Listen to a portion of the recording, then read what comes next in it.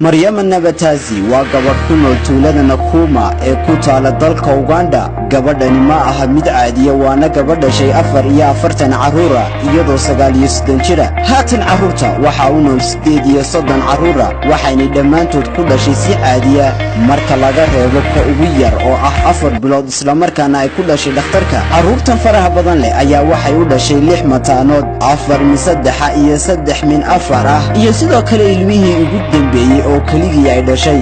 10 ka mid ah caruurta Maryama waa gabdho, halka inta kale ay yihiin wiilal. waxaana ugu weyn caruurta 23 jir, halka ilmaha ugu yarna uu yahay 4 jir. hooyada dhashay caruurtani ayaa waxa ay ku guursatay 12 jir.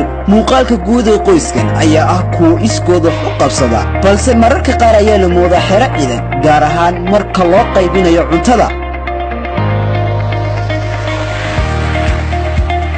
Maryama Nabatazi markan waxay ka sheekeynaysaa barbilowgii nolosheeda.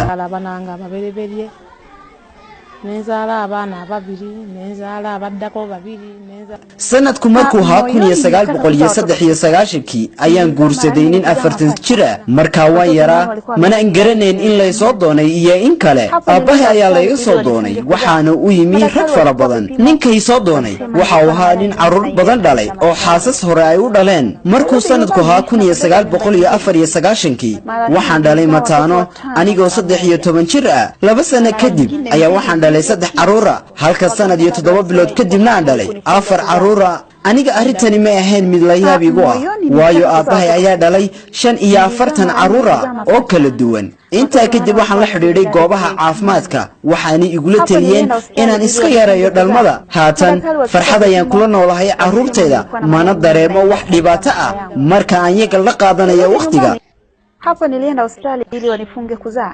Madaktari walichukua vipimo, walisema nilikuwa na mayai mengi na ingia. Liban Isman Ali, Television Kariel, magaalada Hargeysa.